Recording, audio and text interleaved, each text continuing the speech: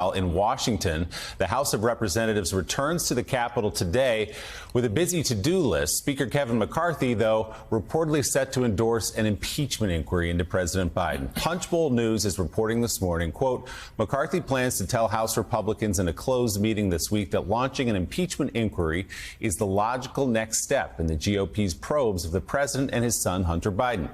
McCarthy and the House leadership have a closed-door session scheduled for Thursday morning, reportedly to receive an update on the investigations led by House Judiciary Committee Chairman Jim Jordan and House Oversight Committee Chair James Comer. That's according to Punchbowl News that writes, quote, McCarthy plans to say the two chairs have uncovered enough information that necessitates the House formalizing the impeachment inquiry in order to obtain the Biden's bank records and other documents. So, Jonathan Lemire, it looks like he's going to do it. He's been flirting with it, talking about it all summer. According to Punchbowl News this morning, he is going to authorize an impeachment inquiry against President Biden. That inquiry so far has shown no connection to President Biden. It's been all about Hunter Biden. I guess the hope is if they open it up with more documents, perhaps they'll find something. But as James Comer said himself, a lot of smoke here, no fire yet. Yeah, and so far they've found no evidence. So we should just state that plainly at the top. The House comes back today. McCarthy spent the last 6 weeks vacillating as to whether or not he wanted to do this, but the pressure has mounted. The pressure from former President Trump, the pressure from members of the House Freedom Caucus and the far right. In fact, Matt Gaetz is supposed to deliver a speech on the House floor today, basically denouncing McCarthy and threatening his removal or subtly suggesting that he could go. There's a sense here that McCarthy is trying to placate those forces who are unhappy with him about the debt ceiling deal, who are unhappy with him about the spending bills he needs to get done here to keep the government open, and that he's trying to throw them a bone, if you will, by suggesting we'll go down this road to impeachment inquiry. And Caddy, there's a sense that people I talk to in Washington that if they go impeachment inquiry, well, they're going to go impeachment. That will happen. The White House is preparing. They don't want that. They think it will be time-consuming and terrible. That said, they also think it will politically backfire on the Republicans. But it's not clear that McCarthy can actually get enough votes to make any of this happen. Republicans, moderate Republicans who won Biden districts, are really expressing worry about this. What do you think? Can McCarthy get there?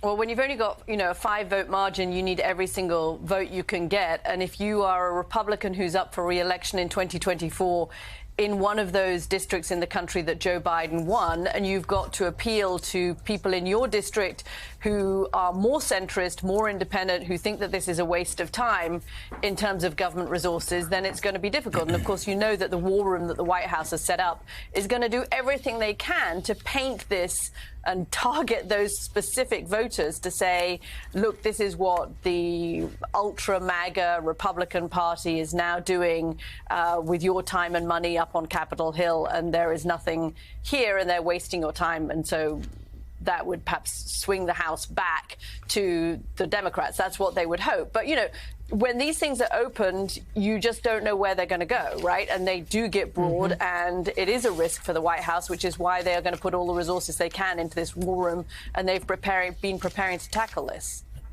Gene Robinson, though, it doesn't not just play into swing voters, disgruntled Republicans, independents' worst instincts about the crackpots that are in the House of Representatives, mainly in the backbench, but the crackpots who control Kevin McCarthy. You're talking about like January. So if you're a swing voter and you didn't vote for Donald Trump in 2000, but let's say in 22 you decided to vote for a Republican in your district for a little bit of balance. You've got a House that Republicans that have stood in the way of January 6th investigations. You've got House Republicans that are talking about getting rid of, are going in and calling the January 6th rioters and insurrectionists who ultimately were responsible for the killing of 4 cops. Ask their families, they'll tell you that. You calling them political prisoners and calling for their amnesty. You're calling for the defunding of the Ukrainians to let Vladimir Putin roll in and do whatever he wants to do. You're talking about just the craziest stuff. And now they're talking about impeaching Joe Biden just because the crackpots on the backbench are calling for it. Again, as Caddy said, those Republicans that won seats that Biden also won, they've got to know if this goes down, Republicans will not be in charge of the House next session. Yeah, I think this is an impeachment inquiry will be basically curtains for those Republicans who won in districts that Joe Biden won, I think. And that's the balance of the House. If they go down, then the House goes back to Democratic hands, full stop. Look, this makes the MAGA base happy. This perhaps keeps Kevin McCarthy's his job for a while, but it turns off independents, and it's going to make Democrats and Democratic-leaning independents rally around Joe Biden. It's going to do that. It's going to be a kind of jolt of energy for the Democratic side, energy fueled by outrage, that in the long run is not good for the Republican Party and its prospects, I believe. But it looks like he's going to go there, and I think he's going to go there because I think he thinks he's out of a job if he doesn't. Yeah, and you look again, Mika.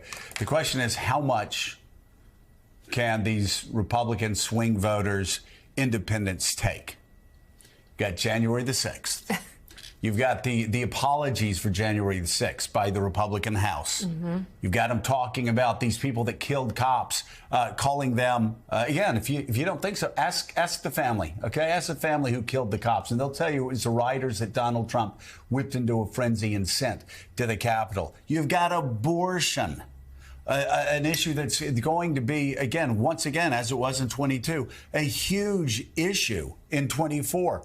You've got a federal judge declaring Donald Trump to be a rapist by any standard definition of how we and institutions define rape. And now you've got an impeachment simply because the craziest people on the back benches in the House of Representatives are demanding that Kevin McCarthy call for an impeachment. Again, this is the White House's dream. Right. It's very confusing if you are a real Republican where you go, because this is not the Republican Party as we once knew it.